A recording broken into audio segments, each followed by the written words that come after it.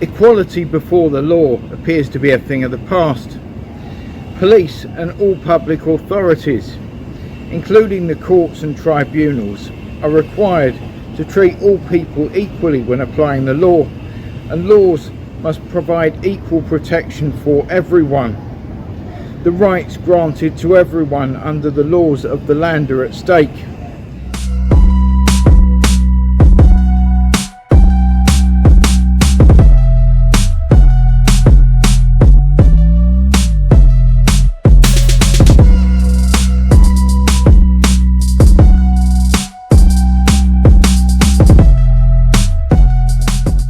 March 2003 had this Queen's Counsel rules stood up in the High Courts in a jurisdiction hearing that was going on with this delinquent Staines character, and basically in disgust at how I'd been treated, I decided that I was going to give up my UK passport and just keep my Irish one. So Rawls stood up in court and he said, "I don't believe any of this. Mr. Walsh is a Millwall supporter. Once a Millwall supporter, always a Millwall supporter. He is British. What would the man down the pub think?" So this video is going to go into detail of what all these delinquent judges have been up to, where they've come in and said this and said that, the barristers, and we're going to lay out their lies as if we were now in the Old Bailey, presenting it to the 12 people on the jury, as Rawls described, the man down the pub. I've come back into the studio this afternoon to talk about the offence of perverting the course of public justice and what that actually means in context with what I'm alleging that these offenders have done. I'm a witness, and these people have been intimidating me with entirely vexatious proceedings. I'm going to quote what Sentencing Council member Miss Justice May said about it. "Perverting the course of justice and witness intimidation are serious offences that undermine the administration of justice by falsely accusing people or withholding crucial evidence, thus potentially damaging police investigations and wasting court's time." Well, that's precisely what Fancourt J has just done by concealing all of the evidence in this case.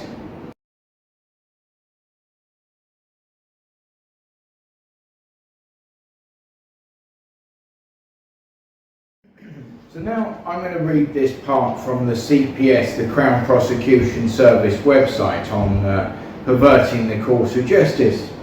"The offence is contrary to common law and triable only on indictment.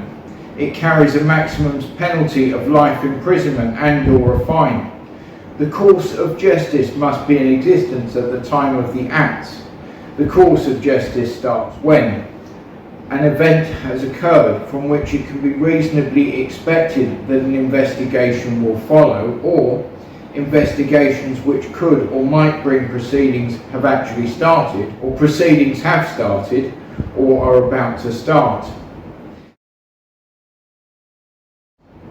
In R.V. Cotter and others 2002 EWCA Crim 1033, it was held that where the prosecution cases a false allegation has been made, all that is required is that the person making the false allegation intended that it should be taken seriously by police.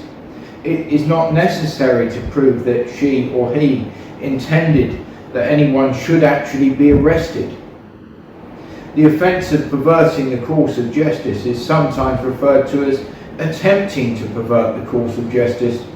It does not matter whether or not acts result in a perversion of the course of justice. The offence is committed when acts tending and intended to pervert a course of justice are done.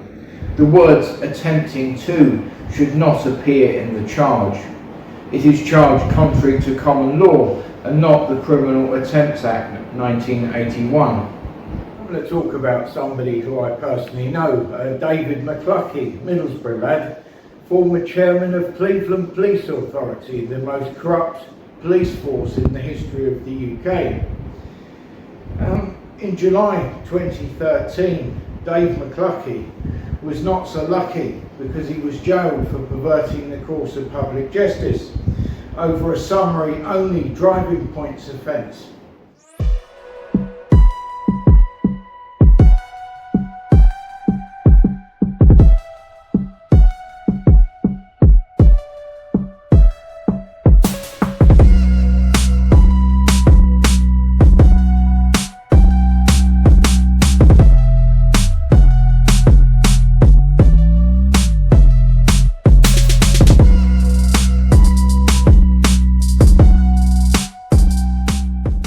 Ironically, it was Big Dave who actually introduced me to Middlesbrough Football Club back in 2012. And essentially what happened is Dave got caught telling a lie. And that lie was intended to pervert because he asked his mate to take the driving points for him. And the course of public justice starts when the police issue the fixed penalty notice, and then if somebody decides that they're going to take the points for somebody else, both of those parties are guilty of perverting if they get caught. Dave was caught when his best mate, who was dying of cancer, got aggrieved by the fact that Dave wasn't seeing him enough. The note which his wife found confessed to taking the driving points for Dave, and that's how he got caught. Whilst Chancellor of the High Court, in his 8th of February 2019 judgment, paragraph 103, Sir Geoffrey Voss, the now Master of the Rolls, Head of Civil Justice, lied, I allege. And he said this: "I can say at once that I've been through all the papers in this case in meticulous detail, and I have seen no evidence of any kind for any of the allegations of fraud, conspiracy or misdealing that Mr. Millender has made. He has made these allegations when he became frustrated by his seeming inability to find a forum in which he would vindicate what he saw as his company's irrebuttable claims. He should not have done so, nor should he have threatened any of these professionals or public servants as he has sought to do. I hope that once he has read and digested this judgment, he will understand why his behaviour has been inappropriate. I hope also that it will hereafter cease."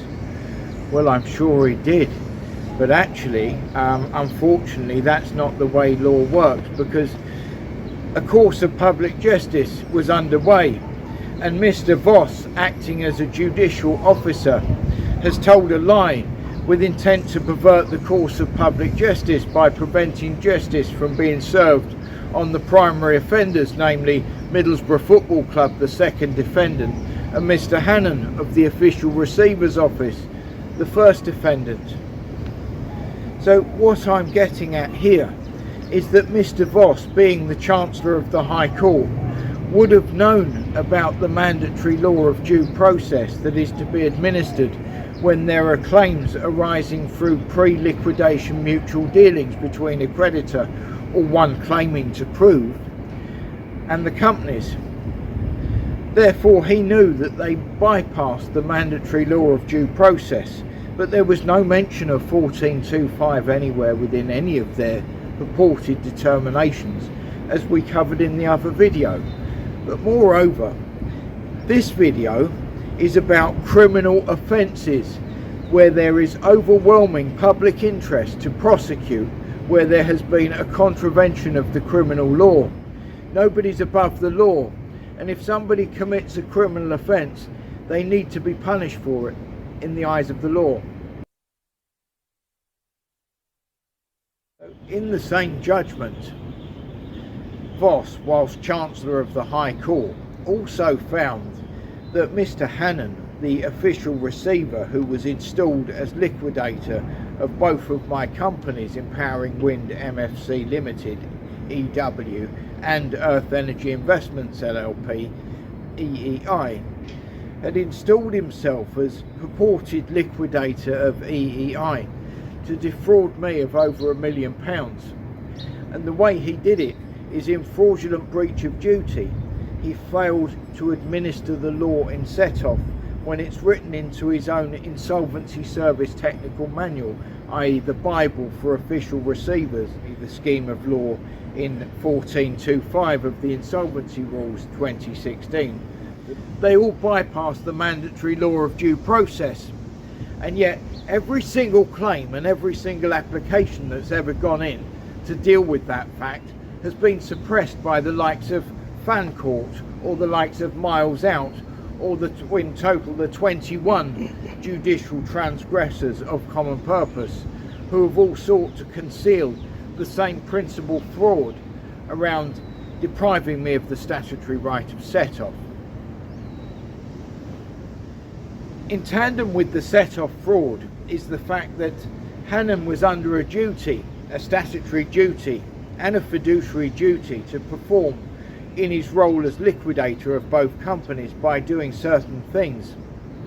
One of those things is to notify the public by means of a public notice in the London Gazette of his appointment. If he fails to notify of his appointment within 14 days of his appointment as a liquidator of that company, then he commits a summary criminal offence. That offence is known as Section 109 of the Insolvency Act 1986. The offence is actually subject to a daily default fine, which is 1/50th of the primary offence.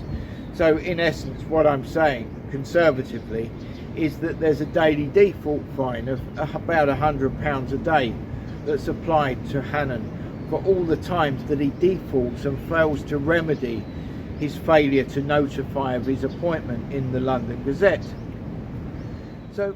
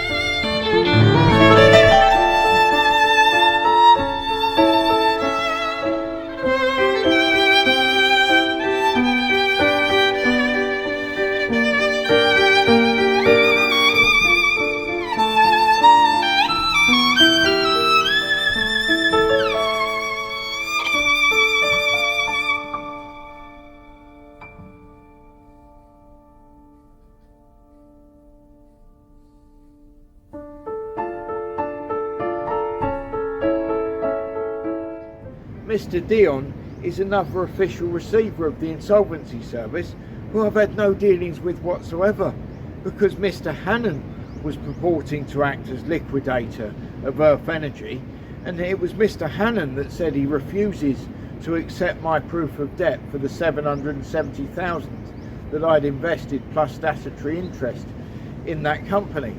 And that's because Middlesbrough Football Club, who I allege him to have been colluding with, sought to prove a claim of 25 grand against Earth Energy Investments by means of a winding up petition. And prior to making the insolvency order, the mandatory law of due process determined that that 25 grand was to have been set off entirely against my claim against Middlesbrough, the second defendant, for the 770,000 plus statutory. What I'm getting at here is that Rule 1.56 of the Insolvency Rules 2016 is not like the 5 summary-only criminal offences that Mr Hannon, the official receiver of London, is proven beyond reasonable doubt to have committed on no less than 22 counts. It is a matter of public record that he has committed these offences, and throughout the course of public justice, people have told lies. And people have told lies to prevent justice being served on the official receiver of London, of Middlesbrough Football Club and their lawyers, and they're all guilty in essence of perverting the course of public justice, and so are the ones that have lied for them. Now, Rule 1.56 of the Insolvency Rules 2016 is not like these 5 summary-only offences. This is an offence that commands a 2-year jail sentence because the law doesn't permit people to submit fictitious proofs of debt to defraud creditors in insolvency proceedings.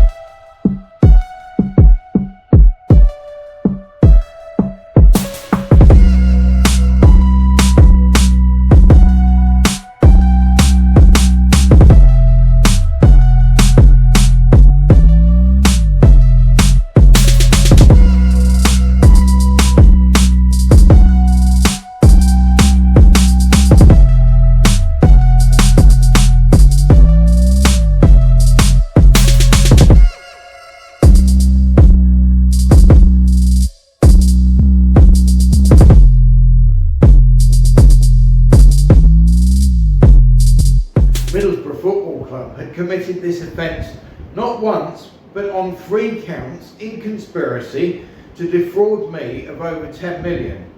And these offences cross over with other aggravated serious criminal offences.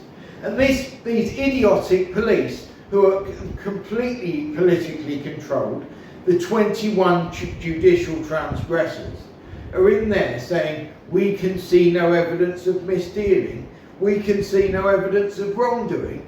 Well, criminality is wrongdoing, it's also misdealing, double dealing, it's against the law, and what is more, there's overwhelming public interest to prosecute whenever there is a breach of the criminal law.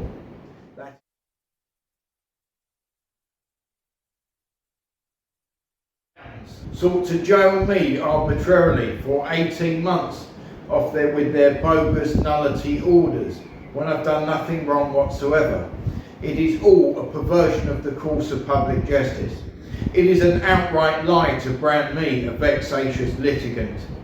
Vexatious means that my applications or claims have no discernible basis in law on which they could succeed.